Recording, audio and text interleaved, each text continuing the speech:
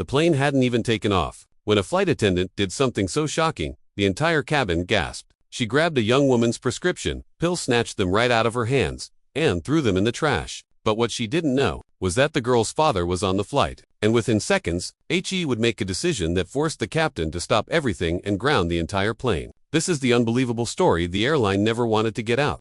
The cabin was still settling, seatbelts clicking, and passengers adjusting themselves, when the moment that would change everything erupted without warning. It began with something small, so small that normally no one would have noticed. Nia Jackson, a quiet young woman traveling with her twin brother Noah, opened a small prescription bottle. It was part of her routine. Flying triggered her panic attacks, and her doctor had given her medication to keep her calm during takeoff. But before she could take even a single pill, a hand shot out of nowhere. A flight attendant named Melissa snatched the bottle right out of Nia's grip with such force that the people around them jerked back in surprise. Without hesitation, without asking a single question, the attendant marched to the front of the cabin and tossed the bottle straight into the trash. Passengers gasped in disbelief. Nia went completely still, staring at the empty space where the bottle had been. Her lips trembled. Noah whipped around toward the aisle, eyes wide with shock. Trying to process what just happened, Melissa turned back toward them, chin lifted, and said in a loud, sharp tone, "Passengers are not allowed to take unknown medication during a flight." "I don't know what that was," Nia whispered. "I have a prescription." But her voice was drowned out by the hum of the aircraft and the murmurs rising around her. The violation wasn't just physical. It was personal. Everyone felt it. And the worst part, the aircraft hadn't even taken off yet. Noah was usually the calm one, the steady twin, the voice of reason. But seeing Nia's hands shaking uncontrollably flipped something in him. He shot out of his seat so fast the people nearby flinched. "You can't just take someone's medication," he shouted toward the aisle where Melissa was already walking away. "What is wrong with you?" Passengers exchanged wide-eyed glances. Some reached for their phone cameras, sensing this was about to escalate into something far bigger. The man beside Noah raised his brows in disbelief. The woman across the aisle pressed her call button. Meanwhile, Nia's breathing turned shallow, the panic attack coming quicker than anyone expected. Noah dropped to his knees beside her, placing his hands gently over hers. "Look at me," he whispered. "You're okay. I'm right here. Just breathe slowly with me." But her chest tightened, and her breaths grew rapid, exactly why she needed that medication. A woman 3 rows up called out, "She needs those pills." We all saw what happened. Another passenger added, "You can't destroy medical property. That's not protocol." Melissa stormed back down the aisle, clearly annoyed. She spoke sharply, "Everyone needs to calm down. I acted according to safety regulations." "What regulation lets you throw out someone's prescription?" Noah snapped back, her face hardened. "If you don't lower your voice, I'll have security remove you from the aircraft." Gasps erupted. Passengers muttered in disbelief. But then, from behind them, came a voice deeper, stronger, and instantly commanding, because the twins' father had heard every word. 3 rows back, the man who rarely raised his voice, who rarely needed to, stood up slowly. Mr. Jackson, calm, composed, and fiercely protective, stepped into the aisle with a presence that shifted the energy of the entire cabin.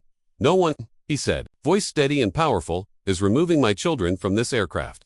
Every conversation stopped. Even Melissa froze. He walked toward her, not with anger, but with unmistakable authority. "Explain to me why you destroyed my daughter's prescription medication." Melissa swallowed, suddenly unsure. "I didn't know what it was. I acted for the safety of the flight." "You didn't ask," he said. "You didn't check. You assumed." His tone was calm, but the disappointment in it was sharper than any shout.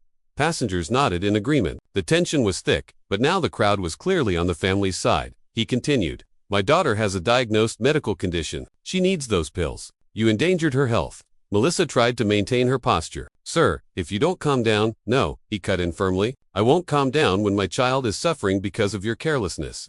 Just then, the captain stepped into the aisle, alerted by the heated voices. "What seems to be the problem here?" the captain asked. Mr. Jackson turned to him. "Your flight attendant destroyed my daughter's prescription. She is having a panic attack, and now that same attendant is threatening to remove us for defending her." Passengers immediately backed up the story. The captain's expression darkened, but he said next, surprised, "Everyone." The captain pressed a button on his radio. His tone shifted, calm but urgent. Then he faced the passengers. "For the safety of everyone on board, we are halting all preparations immediately." The plane stopped moving. The cabin doors reopened. Ground crew reattached the jet bridge. Passengers murmured, stunned, some relieved, some confused, but all watching intently. A supervisor boarded minutes later and approached the group. Mr. Jackson explained every detail clearly. The destroyed medication, the panic attack, the threats. He pointed toward Nia, who was slowly recovering but still visibly shaken. The supervisor turned to Melissa. Did you discard her medication? Melissa folded her arms. Yes, but I was protecting the flight. Was the passenger behaving dangerously? No. Did she refuse to show documentation? She didn't get the chance. But, the supervisor said sharply. You violated federal procedure. Passengers nodded, some even clapping quietly. Then came the sentence no one expected. Melissa, step off the aircraft. Her eyes widened. You're removing me. Yes, the supervisor replied. You destroyed medical property without cause. That is grounds for immediate removal. Melissa sputtered protests, but it was over. Staff escorted her off the plane. The captain turned to Mr. Jackson. For your daughter's safety, and because of the distress caused by my crew member, we will not depart until she is medically cleared and replacement medication is provided. The cabin filled with approving murmurs. Justice, for once, was swift. Within minutes, airport medical staff boarded the plane. They checked Nia's breathing, her heart rate, and her stability. She was still shaken, but she was safe. Ground crew retrieved a pharmacide-issued replacement for her medication. Passengers applauded softly when they saw her slowly regain control. Mr. Jackson sat beside her, speaking gently. You did nothing wrong, sweetheart. Some people make assumptions because they don't understand, but that doesn't mean you have to accept mistreatment. Noah nodded firmly. You didn't deserve what happened, and you weren't alone for a second. Everyone here saw the truth. Passengers around them chimed in with supportive smiles and comforting words. One woman leaned over the aisle. You handled this with so much strength. Don't ever let anyone make you feel small. Nia took a deep, steady breath. Thank you, all of you. The cabin felt different, no calmer, unified. When new attendants stepped aboard and the captain prepared for takeoff again, there was a sense that everyone had just witnessed something important. Not a scandal, not a meltdown, but a moment of humanity where people collectively refused to let injustice slide. As the plane finally ascended into the sky, passengers looked around at one another with a shared understanding. Respect matters. Medical needs matter. Basic human dignity matters. And sometimes, all it takes is one moment, one father standing up, one group of strangers stepping in for the entire world inside a plane to remember what compassion looks like.